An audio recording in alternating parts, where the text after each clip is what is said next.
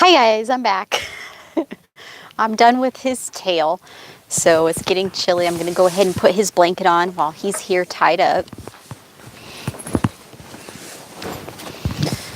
So it was about 50 degrees when I first came out here. That was probably an hour ago. So I would say it's probably 45-ish or so now.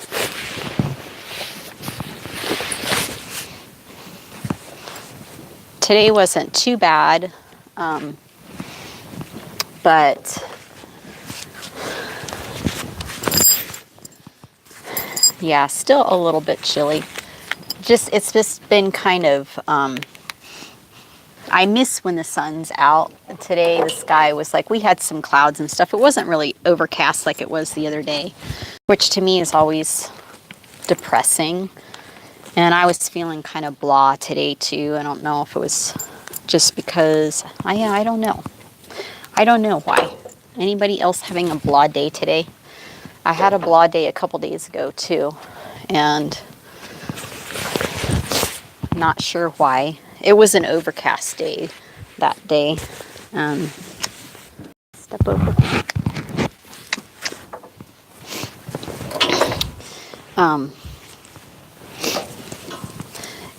Yeah, but they were able to keep their blankets on a little bit longer today because of the weather. And I'm just kind of jabbering to see if anybody's going to come on. I was doing a live stream just a few minutes ago and I had to end it. I was getting a phone call and yeah, I was on a roll and wanted to come back and keep talking about that, but yeah. So I was talking, one of the main things I was talking about was Missy Wren's channel, and she had a video today about keeping your mind flexible during horse training, and I really like her approach. Oh, I got a thumbs up. I don't see anybody here. Thank you for the thumbs up though. Oh, there you are. Hey. I really like her approach a lot. Oh yes, I'm back. Yay, you're back too. Yeah, I just thought I'd go ahead and put blankets on, and it's kind of getting chilly, but I wanted to try to pick up where I left off, but I don't remember exactly what I was saying. And yeah, but I always like my mornings where I read, and hey, and he's getting antsy. Let me see. I'm gonna come over here and get him a couple horse treats and put him in his house. So yeah, I put his MTG on his tail.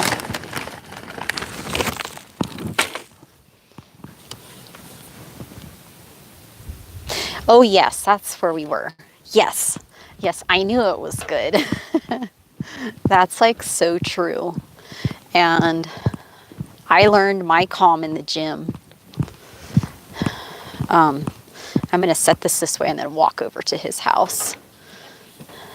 But so you'll see me come this way. So yeah, I learned my calm in the gym, to get centered, and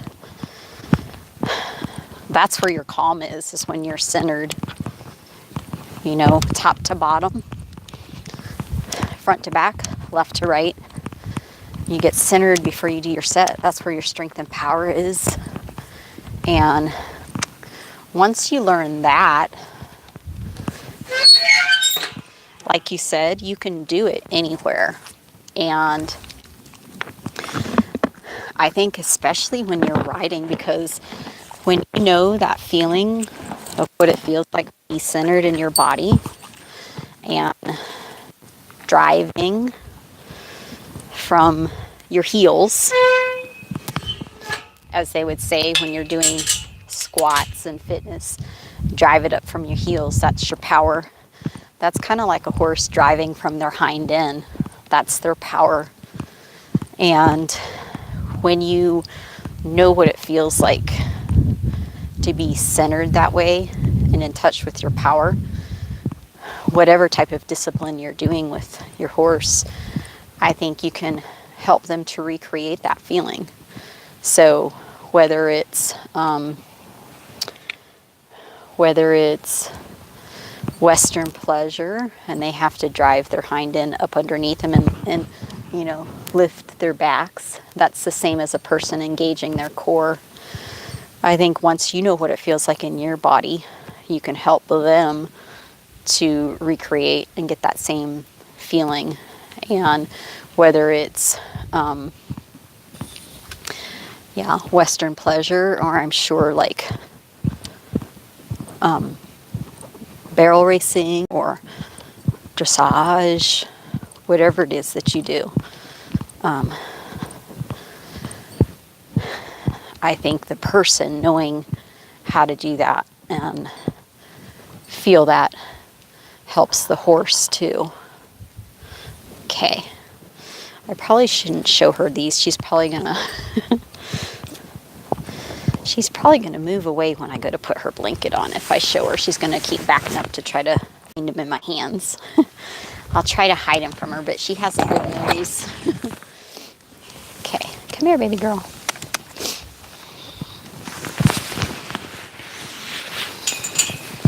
Such a good girl. Come here. Come here. Put your nose through. Oh, you're so good. Wait, whoa. Oh, such a good girl. Oh. Hold on. Yes, I have goodies for you. Just hold on just a minute.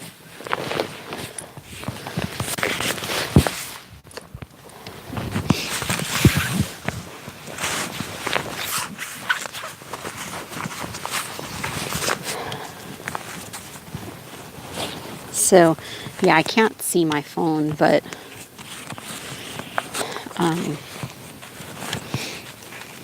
does any of this stuff make sense to anybody else besides me and Susan?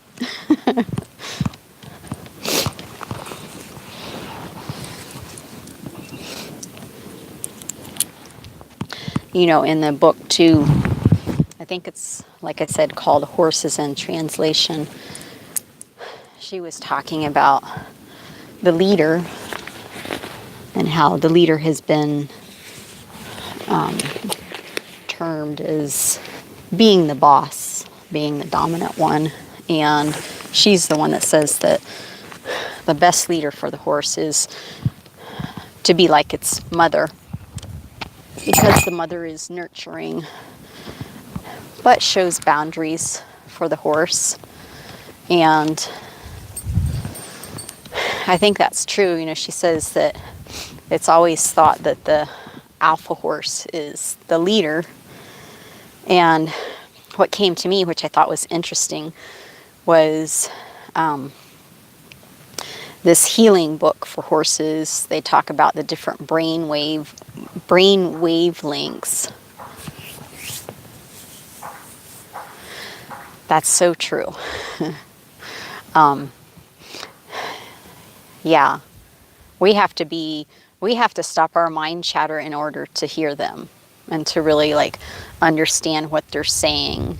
And you know, they don't do it in a voice like we do, but I think they do it with their energy, with their body language, and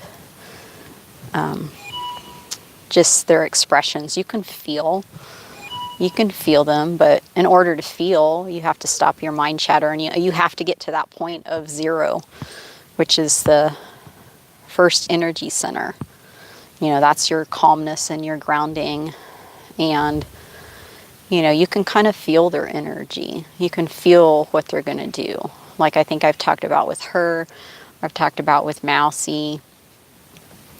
And I think sometimes when you're a sensitive person, you know, sometimes you wonder if it's you creating that or causing that, when really I think it's us just picking up on that.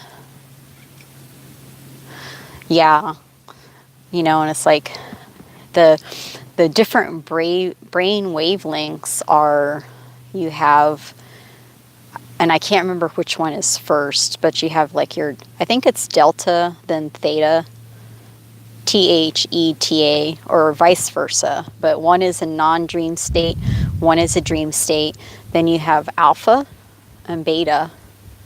And alpha is the kind of like almost like a meditative state, but it's like kind of where telepathy can happen. And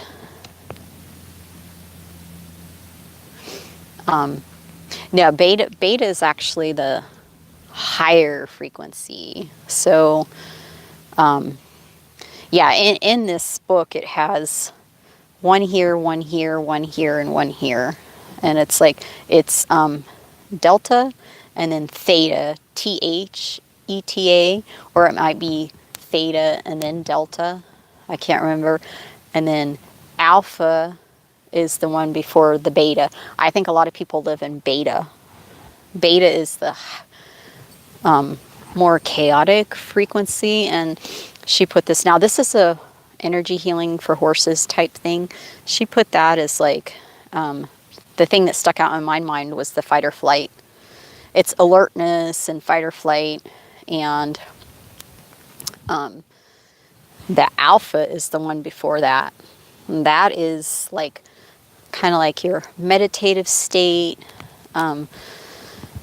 It's where telepathy can happen. It's a slower vibration. And as you move down, let's just do it this way, linear. So you have your beta is on top. It's a higher vibration or higher frequency. Then you go alpha, and then, oh yeah. And that's, horses have that too. It's like, and we want to get them to their thinking side of the brain instead of their fight or flight state where they're not thinking. And the beta, I think a lot of people live in that state. It's just alertness. You're ready to go. You're just kind of like reacting and doing. It's just kind of like this. It feels like it's kind of, to me, that chaos. But we need like a touch of that sometimes for sports and, different things. Maybe, I don't know. I'll have to think about that.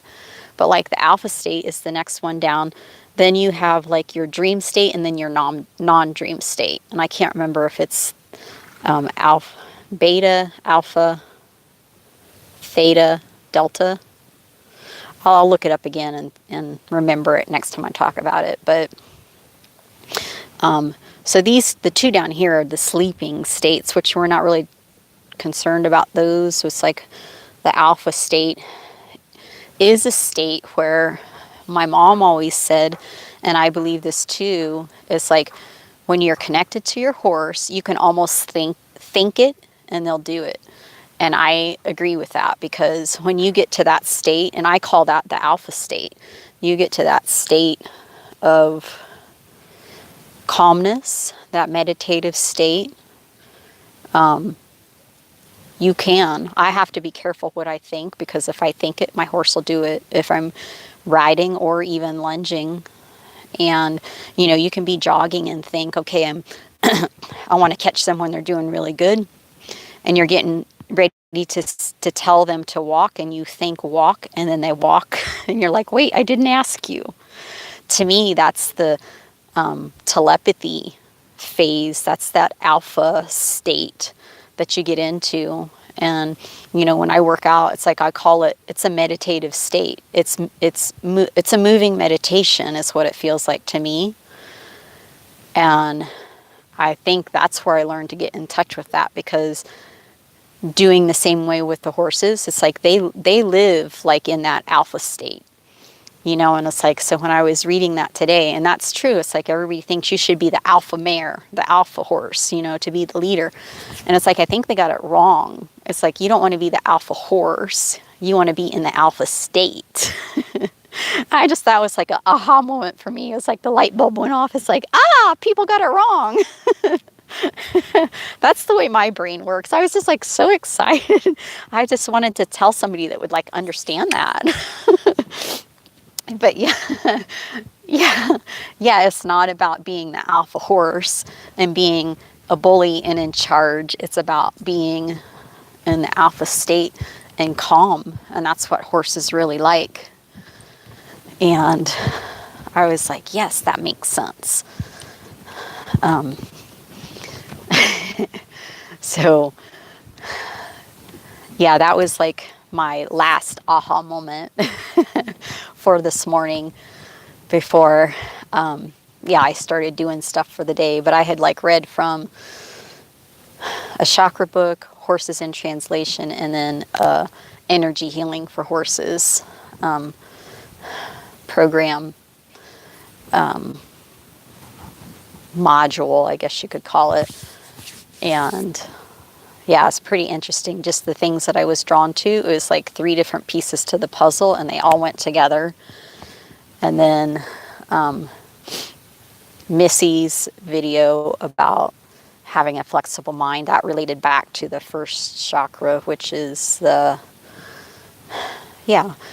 having your guidelines but not being too rigid, being able to be flexible with whatever it is that you're doing with your horses, not following the mainstream, and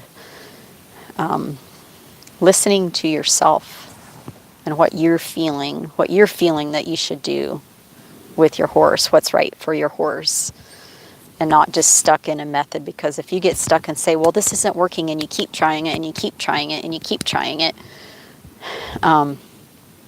it could very well be that it's not that it's necessarily wrong what you're trying, it's just that you might have the wrong intent or energy behind it and it's not working. But sometimes it helps to just go a different direction, a total different direction for a little bit and then come back. A good example of that would be if you're like when Mousy was a baby. You know, I was teaching him how to lead, and we'd be walking along, he'd go, and then he'd just stop, and I couldn't get him to go forward. And instead of trying to make him go forward because he was resisting, we just went that way. I just pushed him that way. Let's go this way. It'd get his feet moving again, and as soon as I got his feet moving, then I could take him back this way. It's kind of the same concept when you get stuck with anything. Sometimes you have to do a step sideways and even a step back to be able to go forward again. And that's actually what happened to my client yesterday. Was instead of staying at that weight or going heavier, we actually went lighter than we did with the first set. We took a step back, and I explained a couple things. He did it. He got it. We went back to being heavy again, and he got it being heavy again. Or he didn't get it the first time being heavy. So that's with anything that you do, I think. Anything in life, whatever it is that you're doing. What is that saying? 3 steps forward, 2 steps back. Yes. 3 steps forward, 2 steps back. You know, and it's like, yeah, same thing with horses. If something's not working, if you can't get the right intent or energy behind it and it's just not working, it's like just try something else. Especially if it's something new, if you go back to something that they're familiar with and they have confidence with, that'll give them their confidence again. If you go from something that's new that you're trying to do and they don't get it, and you know, I think that's where listening to your horses comes into play too, because just because a horse isn't getting something doesn't mean that they're really resisting. It probably just means that they're not understanding it, or that they're reading your energy wrong. Maybe you don't have the right energy behind it. And if you're like, okay, let's stop this. Let's go back to something that I know you know. Because if you're trying to do something and you're not really sure, then the horse isn't really sure. You both lose confidence. That can create frustration. So if you say, okay, let's stop this and go do this, because I know we both know this. That gives your confidence back. It gives your horse its confidence back. And then you feel good again. And then you can maybe go back and try what you were trying to do before. Or maybe it's not in the same day. Maybe you want to wait till the next day or a day later and then go back to it. But that's kind of how you learn. And it's like, I did a video a couple days ago about closing the gap. And it was just kind of my version of, in a way, of like closing the gap of, you know, between you and your horse. And that's kind of part of it is, you know, and I read this part that I'm going to say now in that book, where it's like we give our horses these terms of being stubborn, resisting, you know, whatever we term or, you know, say about our horses, and we're putting our things on them, and it's really not that. They're not really trying to be stubborn. I think it's us just not understanding what they're trying to say, and a lot of times I think it's just us going back to us and how we're doing what we're doing. It's like, okay, wait a second, why aren't you doing this? And it's just, it comes back to awareness of ourself, and that goes back to the 3 awarenesses that I heard somebody talk about, and that's awareness of yourself, awareness of the relationship between you and your horse, and then awareness of, yes, misreading them. Putting our terms onto them and what they're doing, and it's not really totally true.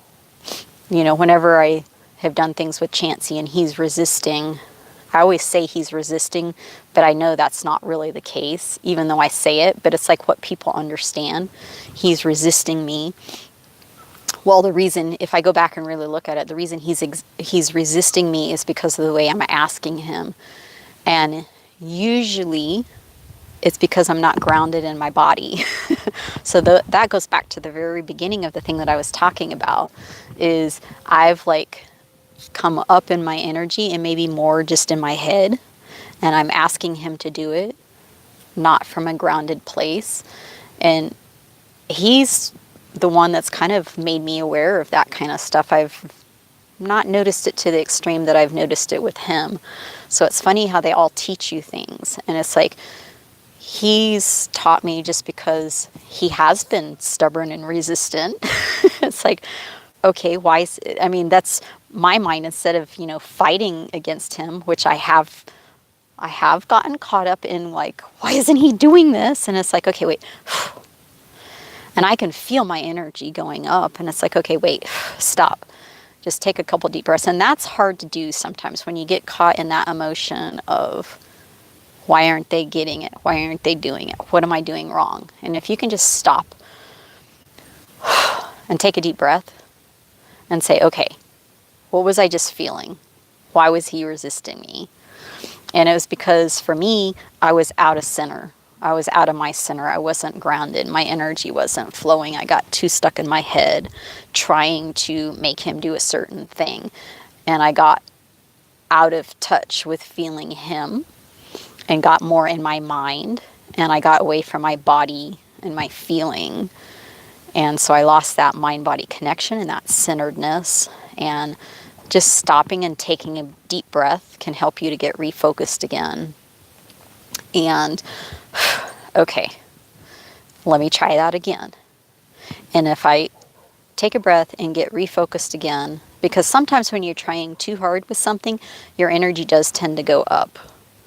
You're trying too hard, you lose touch with your feeling in your body, and you get up here in your mind, and then you're doing it from your mind and not from feel.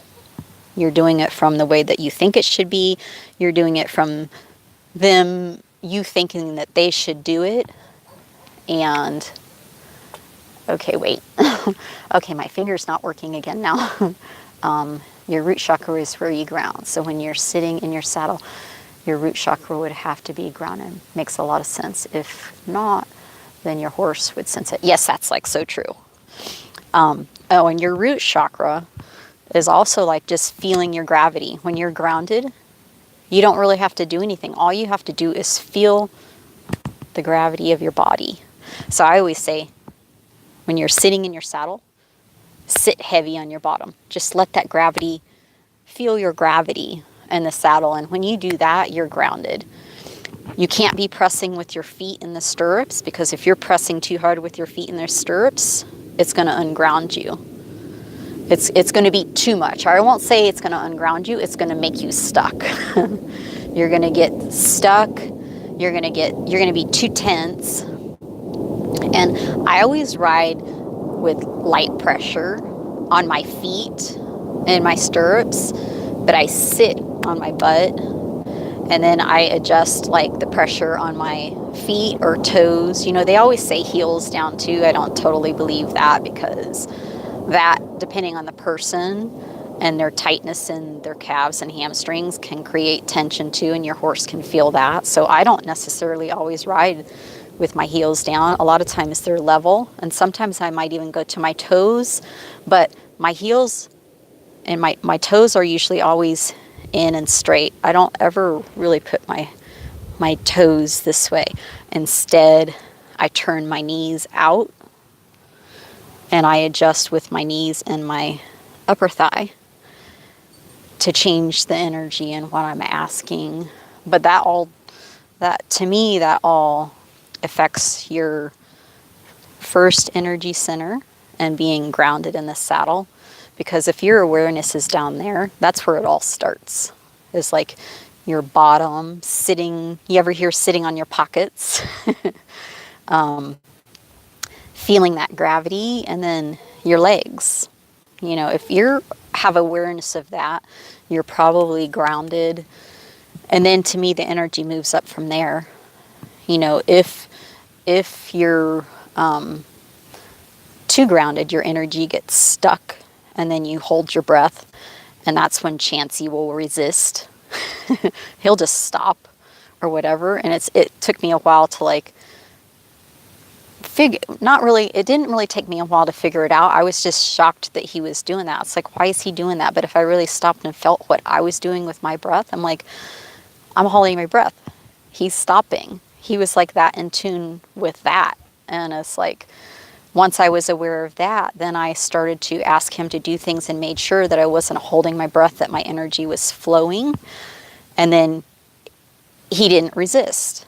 So it's like, he wasn't being bad. He was just going off of what the messages that I was sending him.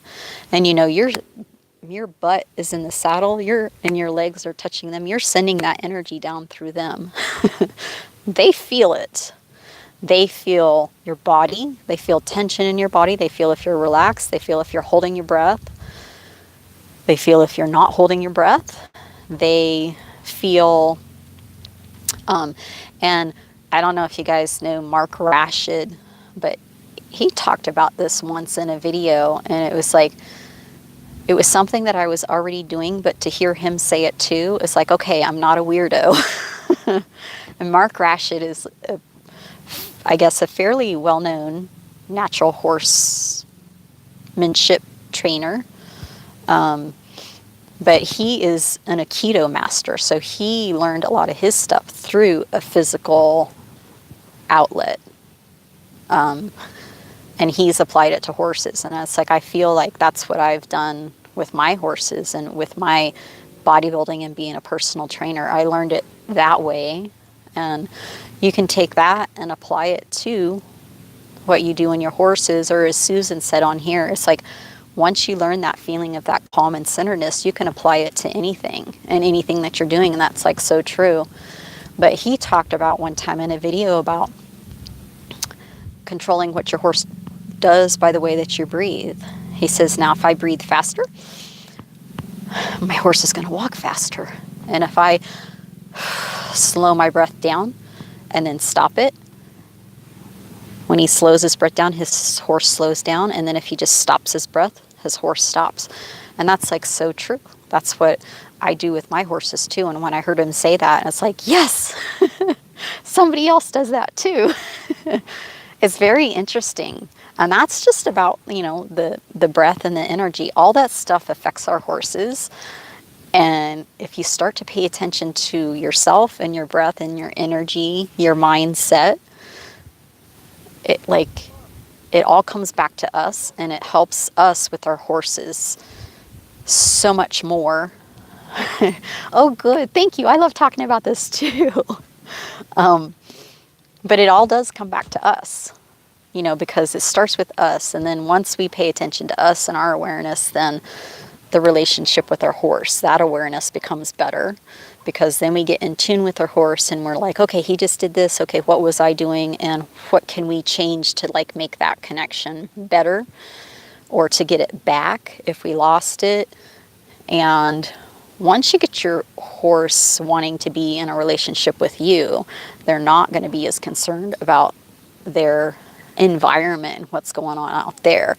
You start to really create that connection and that relationship with your horse, rather than trying to be the alpha horse and the leader. And most horses don't want to be around the alpha horse. They want to be someplace away from the alpha horse. And you don't want your horse to feel that way about you. You want your horse to want to be with you. And that's going back to that I talked about earlier. To be a great leader, it's being like the horse's mother used to be. That's the best leader that a horse can have. And if you can mimic that, then your horse is going to want to be with you. And it's not about treating your horse like a baby. It's about nurturing it, but yet setting boundaries and then listening to it. So anyway, it's getting late. I'm getting chilly. And I know I saw Wimpy back there running around. He probably wants his blanket on. See him? He probably wants his blanket on. And Mousy doesn't have his blanket on yet. So, I don't know. Well, maybe I can walk over this way and put Wimpy's blanket on. I don't think you've seen me put his blanket on yet. So, we'll go see if he'll stand still. I don't know if he'll stand still without having feed. Oh, thank you for being here. You're part of the reason that all this stuff comes out, because it's like when I train my clients, my fitness clients, it's like not all of them want to hear this kind of stuff, but the ones that do, and the ones that will understand it, are ready for it, or open to it, it just comes out. So when you get on here, Susan, when you get on here, all this stuff kind of comes out because of that, because I can feel there's somebody there that wants to hear this stuff. So it's fun for me too. I really like talking about this stuff because it's something that is, yes, it is. It's our tribe, right? We have a tribe. We're in the same tribe. And it's this is stuff I like to talk about with this and my fitness clients too, because it's stuff that it's subtle and you wouldn't think would make a big difference, but it does. And it's if you really start to pay attention to those little subtleties, yes, subtle trees, is that how you say it? Subtle trees. It really makes a big difference. Even in fitness, when you're doing an exercise, if you change your grip from this to a more open grip, or from this to this to this, or if you change the way you're sitting, same with on your horse though too. If you change the way you're sitting from here to there, it all changes. It changes the energy in yourself. It changes the energy, especially if you're on your horse, what you're sending down to your horse. Any little thing that you change in your body, your horse is going to feel. They can feel a fly on their back. So they can feel you. If you move your toes out a little bit, if you move your knees out a little bit, if you move your hips this way or that way, and actually doing this changes the way that you breathe. So if you're sitting up straight, your energy is going to be flowing. You see a lot of people ride with their butts sticking out like this, you know, especially in Western pleasure. And that changes your energy. It kind of cuts off your air. But some horses are just trained to do the right thing, even no matter who's on them, how they're riding. My horses aren't. I've pretty much trained mine. So it's like they feel that being cut off, the air being cut off. So if I take my hips and pull this in, so my spine is neutral, that opens up the energy. I can breathe. They feel that. And then that's back to your zero.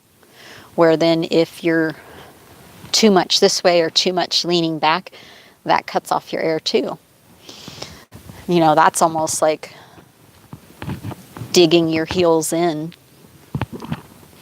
You know, so all that makes a difference to your horse. They feel it. They feel any little change.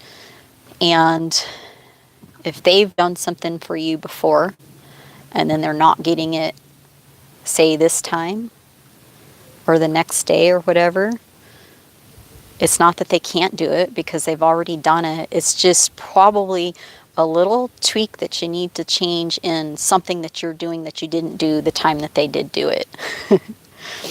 And the time, sometimes when they do things like that, you're not really expecting it and you don't try so hard and then you do it and they do it. It's because you're relaxed.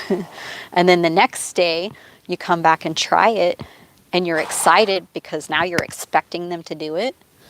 And sometimes that expectation stops the flow and then you try too hard and then they don't do it.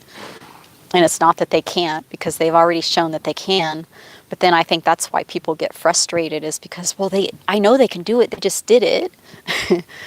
And it's really not about that they can or can't. It's just about they're showing you that you need to look at like how you're doing it, where your energy is in your body. You know, because the first time, you know, you're probably sitting on there grounded, relaxed, calm, and you ask them to do something, say like a turn on their hind end, and they do it. And you're like, wow, and you're like excited. And then, oh, hi, Jenna. And then you're like excited the next day and you ask them to do it again. But now instead of being like relaxed and calm, just kind of playing around, you're doing it from your mind, trying to make them do it. So you're not all the way in your body and grounded. You're kind of up here and you're not doing it from a balanced, centered state. And then they resist it a little bit more. And you're like, what are they doing? And then you try harder and then they resist it more. And you're like, what's going on? And I learned this, like I said, from my Chansey boy. You know, Wimpy was kind of that way in a way, but not as much as Chansey. Chansey's more of a resistor. And again, it's not that he's resisting. He's just showing me, look at how you're asking me. That's what he's really saying. You're not asking me the same way that you did yesterday. If you ask me that way, I'll do it. I'll do it again. You're asking me in a different way this time. You know, so again, it all comes back to us and how we're asking them to do things, where our energy is, what our intent is behind it. You know, and it's like I've learned, because this always used to stress me out, stuff like that, is like when they do something really good and you end on a good note, you're so excited. It was almost like, I don't want to ride the next day. The next day comes, it's like, I don't want to ride. Because it's like, what if we don't do as good as we did last time? You know, I don't want to, because I've gone through that frustration where you like expect them to be, you know, it's like they didn't do it the same way that they did it the day before. And it's like, you know, I got to the point where it's like, it was like so stressful to get on the next day when they did a really good day the day before. It's like, But I finally learned that, you know what? Slate's clean. Doesn't matter what they did yesterday. You have to let that go. That's the past. Today's a new day. It's a new, oh, thank you for the other thumbs up. It's a clean slate. It's a new day. Get back to your zero. Because I think when we come out on those, that day after a good day, we come out and we're expecting we're up here. It's like, but when you wipe the slate clean and get back down to your zero, which is that first energy center, you get grounded in your body, and it's like, it's going to be whatever it's going to be for this day. Whatever that turns out to be, we're just going to go with the flow. And that's kind of what that first energy center is about going with the flow and not going with the mainstream, like in a direction where you think it should go or where somebody else thinks it should go. It's like you're going where it needs to go for that time and for that day. And that's sometimes hard to do. But if you know how to find your center and your zero, and you just start from there, your writing session will unfold the way that it's supposed to for that day. And that's kind of the fun part about it. It's kind of, I don't know if it would be scary. I think it is scary for some people because you don't know. It's the unknown. Because I've gone out with things that I want to work on, and I go out in that mind frame, I'm going to work on those things, and then your horse isn't cooperating. And, it's like, okay, I just have to, you can go out with maybe some ideas, but it doesn't necessarily mean that you're going to get to work on those ideas, because when you get on your horse and you start riding, your horse is going to show you what you need to work on. It'll show you something once you get on and you start riding. And if you're listening and paying attention, it's like, oh, well, I was going to work on this, but it's like, nope, I got to let that go. And that's part of that first energy center too, is like not being attached.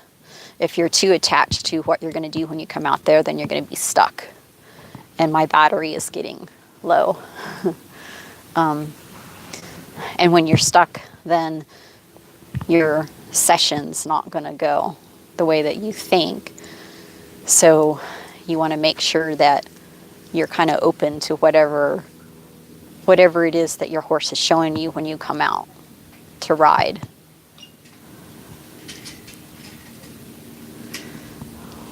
That was just my mom going by. We didn't see you. It's okay. She was trying to stay out of the camera. I just wanted to tell her we didn't see you. But yeah, so it all goes back to that first energy center again. And that's your grounding and your zero. It's like if you're holding on to certain expectations or certain things that you want to do when you come out there and you can't let those go when something else comes up, it's not going to be a good session and you're going to lose your connection with your horse. You have to be able to let whatever you had in your mind go, and you have to be able to be flexible and say, oh wait, another opportunity is presenting itself, something else that we need to learn for now. Obviously this is coming up now, we have to work on this. So whatever it is, if you're making a circle and your horse is like dropping its shoulder to the inside and the circle's getting smaller, and you were going to come out and like work on something else, it's like, okay, well, it's not balanced right now because it's cutting in this way. So you need to work on some things that's going to move that shoulder back over to keep that circle the way it's supposed to be. And it might be okay this way, but it's not okay this way. So stuff like that, just pay attention to your horse doing different things like that. And it's like, okay, my horse has told me what we're going to work on for today. And if you follow that, you're going to have a much better session because now you're in the present, following what's meant to be for that day, instead of trying to force it to be a certain lesson, a certain thing that you're working on. So anyway, my battery's getting low. Last time, well, 2 times ago, I was out here and it died. And then it took forever for me to be able to end the live stream. And my horse